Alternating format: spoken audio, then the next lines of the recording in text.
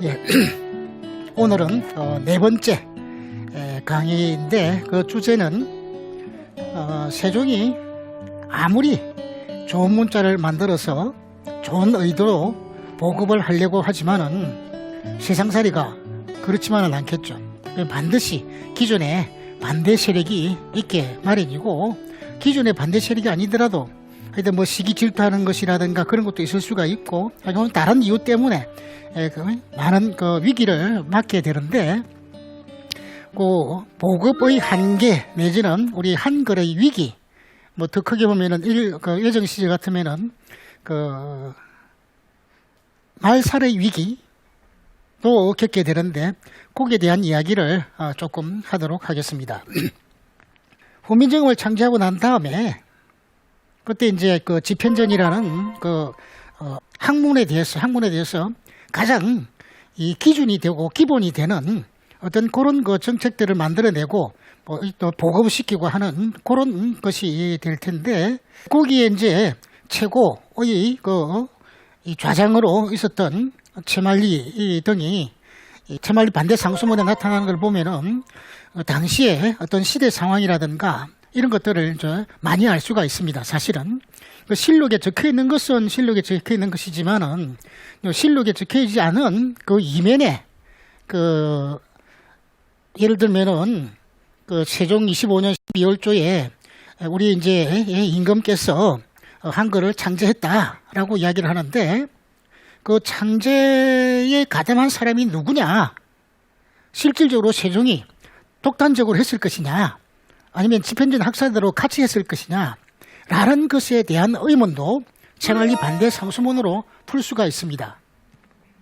만약에 채말리가 세종이 이 성산문이라든가 정인지라든가 박평년, 이계만 이런 사람들의 도움을 받아가지고 같이 후민정음을 창제했다라고 그러면은 채말리 반대 상수문의 화살은 어디로 가겠습니까? 저 대무대한 놈들이 해록되어서 임금께서 저렇게 시간을 뺏겼으니 요렇게 상수문에 대한 화살이 그쪽으로 갔을 텐데, 채말리 반대 상수문의 화살은 바로 세종한테 직격탄을 날리는 겁니다. 왜 이렇게 문자를 만들어가지고, 꼭 문자를 만들어서 이 아들한테, 문종한테 이 글자를 가르치는 시간을 글자를 배우는 시간을 뺏기게 해서 이 치약의 도리를 못 보게 하느냐? 문종은 훈민정음 배우고 하는 것이 아니고 치약의 도리를 배워야 되는데, 라는 식으로 이제 해서 이 세종한테 바로 직격탄을 날리는 그 자체가 세종이 문자를 직접 만들었다라는 것을 보여주는 것이죠. 그 운하게 운세에 관계되는 이야기도 나오는데, 채말리하고 이제 세종하고 하다가 이제 세종이 그래요. 너 운에 항목이 몇 개인 줄은 아느냐? 채말리가 뭐 알겠어요?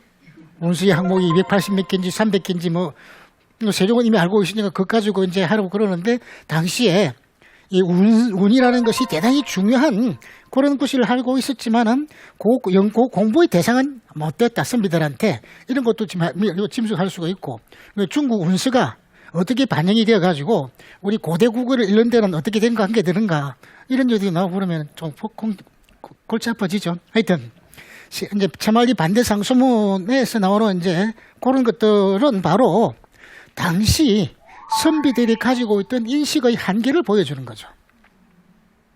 나는 기득권층으로서 보수 집단이다 라는 것을 보여주고, 기득권층의 보수 집단은 계획을 싫어하는 것이죠. 우리는 한문 가지고 그냥 잘 쓰고 있는데 왜 쓸데없는 문자를 만들어서 골치 아프게 만드느냐? 우리만 잘 알면 되는데 일반 백성들도 다 해가지고 문자 생활을 같이 하게 되면은 우리가 가지고 있는 기득권은 파기가 되는데, 그 기득권을 놓을 수가 없는 거죠.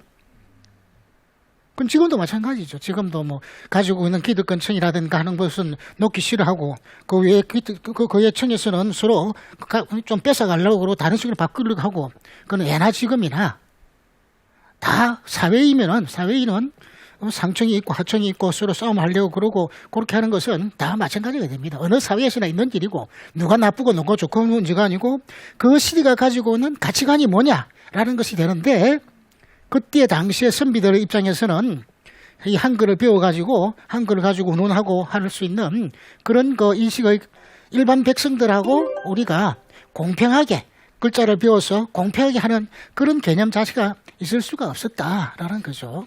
용비어천가만 하더라도 용비어천가 해동 용룡이 나라사 뭐 일마다 천복이시니라고 하는 그거에 해동, 천복 이런 것들은 다 한자로 적죠. 한자로. 이 세종의 4대 임금들 목조, 이조, 탁조, 한조라는 이 4대 임금을 위상을 세워가지고 중국에서 국가를 만드는 거나 우리 이시가 국가를 만드는 거나 같은 것이다 라고 해서 세상 사람들에게 알리려고 한 그 용비어천가가 국한문 혼용이죠. 국한문 혼용. 그게 한글 전용이 아니거든요. 세종이 의도한 한글 전용이 뭐냐? 물론 나는 한글 전용해야 된다라는 생각을 하고 있는 사람입니다만은 의도한 것이 뭐냐라는 것은 그는 그때의 일이고, 그리고 중요한 문서들, 당시에 있었던 중요한 문서들은 다 한문으로 적히죠. 한문으로. 그게 당시에 가지고 있던 선비들이나 사대문화 인식의 한계입니다. 그것뿐만 아니고 이 한글이라는 건 처음 만들어졌기 때문에 그 뒤에 이제 용비어천가라든가 이 두시언해를 번역하는 거, 두시언해를 번역하는 것이 아니고 두시를 번역한 것이 두시언해죠. 미안합니다. 이제 머리가 좀 오락가락해가지고 두시언해 이런 것들도 참 처음 만드는 문장치고는 기가 막히게 아름다운 문장으로 되어 있고, 당시에 이제 그 불경들을 막 번역을 하고 그러는데 하더라도 이 한글로 적혀 있는 문헌이라는 것은 학문적인 기능을 담당할 수가 없었던 거죠. 당시 한글로 된 책이 없으니까. 그거 생각해 보면은 요즘 글쎄 저는 가끔 이제 뭐 그만두고 은퇴할 때가 다 돼가지고 이제 입 좀 다물어야지 그렇게 생각합니다만은 한국 사람은 한국말과 한국 글로서 학문을 할 수 있어야 된다. 라는 이야기를 곳곳에 떠드는데 요즘 문과반, 공대라든가 다른 데 이런 데 가면은 한글로 쓰는 논문은 인정도 안 해줘요. 한글로 된 논문이 없어지는. 한글로서 뭐 물리학을 한다든가 뭐 천체를 한다든가 불가능해지는 거죠. 이게 나라를 대단히, 나라의 미래를 망치게 되는 일인데, 글쎄요, 그 참, 이제 물러설 사람이 너무 떠들어서 안 되겠습니다만은 하여튼 그때 당시에 국민정음을 창제할 그때 당시에는 이 한글이라는 것이 학문을 담당할 수 있는 그런 기능을 가지지 못했다. 그 뒤에 이제 중기에 오면은 거의 뭐 사서삼경이라든가 거의 뭐 중국에서 우리가 공부해야 될 책들은 다 번역이 되기 때문에 그때 정도 되면은 괜찮아지긴 합니다만은 초기에는 그런 기능을 담당할 수가 없었다.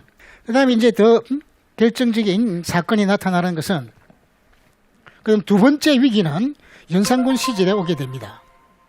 연산군이 처음에는 아주 대단히 총방받는 임금이었는데 자기 어머니가 어떻게 돌아가셨는가라는 것을 알게 되면서부터 폭군으로 변하게 됩니다. 그것도 한 인간으로서 당연하죠. 자기 어머니가 이상하게 그냥 막말로 X 죽음을 당했는데 머리가 뺑 돌지 않으면 이상한 인간이죠. 그래서 이제 영상을 폭증을 하게 되니까 이 영산군의 폭증하는 그 내용을 이 궁 안에 뜰에 뭐예요 나뭇잎에 꿀을 발라가지고 이렇게 이제 폭증을 정말 지금 내가 입에 담을 수 없을 정도로 심한 욕을 해대가지고 연산군이 정말 돌게 만들게끔 돼 있는데 그렇게 해가지고 이제 그 글을 써서 나뭇잎에 글을 썼어요. 그냥 나뭇잎에 그 쓰는 그 꿀을 이 뽕잎에 저기 벌레들이나 뭐 이런 놈들이 와서 다 긁어 먹을 거 아니에요. 그게 이제 한글로 돼 있어가지고 너는 쳐주고도 부족할 놈이고 하면서 그냥 오만 욕을 다 써놓는데 임금으로서 가만히 참을 수 있겠어요 이거? 한글로 되어 있어가지고 그래서 이제 연산군에 한글 탄압이 나오기 시작하는데 처음에는 좀 점잖게 시작을 합니다.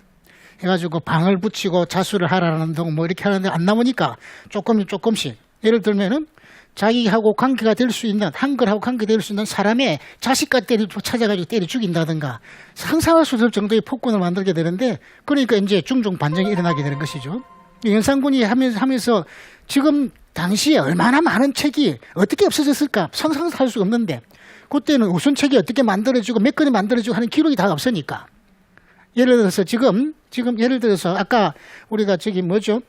이 그 문종의 큰아버지가 문종한테 업문으로서 이 무슨 글을 써서 뭐 이게 로비, 지금식으로 하면 로비죠.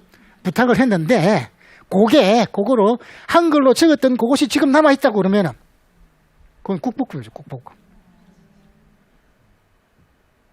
업문이라고 지금 우리는 업문하는 거기 내용만 되어 있지 업문으로 적힌 그거는 지금 거의 다 없어져 버리고 지금 한글 박물관에서 열심히 수집해가지고 정리를 하려고 하고 있습니다만은 이미 사실은 많이 늦은 거죠. 많이 늦어졌는데 이 연산군 시절에 거기 맨 마지막에 한글 문헌을 불태워버리는 기록이 없기 때문에 모르겠습니다만은 하여튼 전부 다 불태우라는 명령을 내리고 이미 연산군이 폭정을 부리고 있으니까 이놈이 이렇게 나쁜 짓 할 거다라고 생각하고 이미 도피한 놈들도 사이에 있겠죠. 근데 또 연산군 밑에서 알랑거리면서 책을 이런 거 찾아내가지고 또 불태우기도 하고 그랬을 테고 얼마만큼 탔는지 알 수가 없는데 하여튼 그래서 한글 자체가 못 배우게 하고 쓰지 못하게 하고 아는 사람은 그냥 탄압을 시키고 그러니까 나중에는 이 범인을 잡기 위해서 필체까지 대조를 하는 그런 작업까지 하게 되는데 처음에는 이제 두리뭉실하게 포괄적으로 이렇게 수사를 하고 그러다가 안 되니까 개개인을 대비시켜 가지고 결국 이제 못 잡고 맙니다. 못 잡고 말고 자기는 이제 중종 반정이 일어나서 쫓겨나게 되는데 그때 얼마만큼 책이 불타버렸을까? 불탔다라고 하니까 이제 그 다음에 이어지게 되는 것이 일제 감정기가 되는데